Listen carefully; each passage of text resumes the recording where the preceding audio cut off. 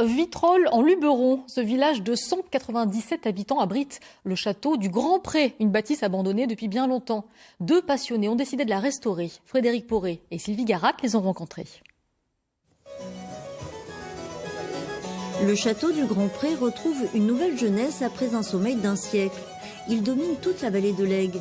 Ses nouveaux propriétaires ont entrepris de le restaurer pour lui redonner son lustre d'antan. Comme l'eau était à ciel ouvert ici et qu'elle arrive comme ça pour aller jusqu'au grand bassin en bas, il faut le laisser comme un regard. Et puis on a la fontaine juste en dessous. Et c'était comme ça au 18e. Les murs de soutènement, terrasses, anciens bassins et jardins sont à reconstituer à l'identique. Thomas, à tout à l'heure. Et François Niforos et Xavier Chérico ne sont pas au bout de leur peine. À l'intérieur, le chantier est tout aussi colossal. Mais on devine le raffinement et l'élégance du style aixois du XVIIIe siècle. Les magnifiques sculptures sur plâtre sont toutes dans leur état d'origine. Patiemment, Jean-Louis, l'un des derniers gypsiers, commence par rénover les moulures. J'aime bien ce bruit quand vous faites ça. Le tac, tac, tac, tac. Les 2500 mètres carrés à restituer à la main nécessiteront 2 ans de travail. Pas de quoi le décourager, bien au contraire.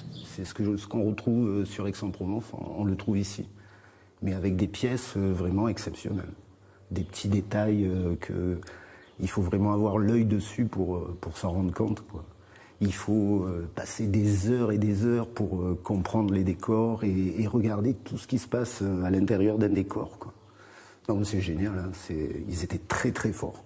Tout aussi exceptionnel, les gypseries dans le salon d'apparat racontent toute une histoire. On voit le dieu Hermès, dieu de la médecine et du commerce, qui est symbolisé avec le vase et le serpent pour la médecine et avec la représentation de la paix et de la justice. Ce projet de restauration peut sembler totalement fou. La passion est folle par définition.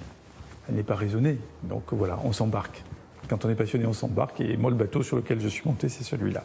Ce château concrétise tout ce que j'aime dans le XVIIIe siècle et dans le XVIIe siècle provençal, c'est-à-dire cette façon de vivre apaisée, harmonieuse. On est toujours dans des choses très équilibrées, on n'est pas dans l'exagération, et pourtant on va au bout des choses.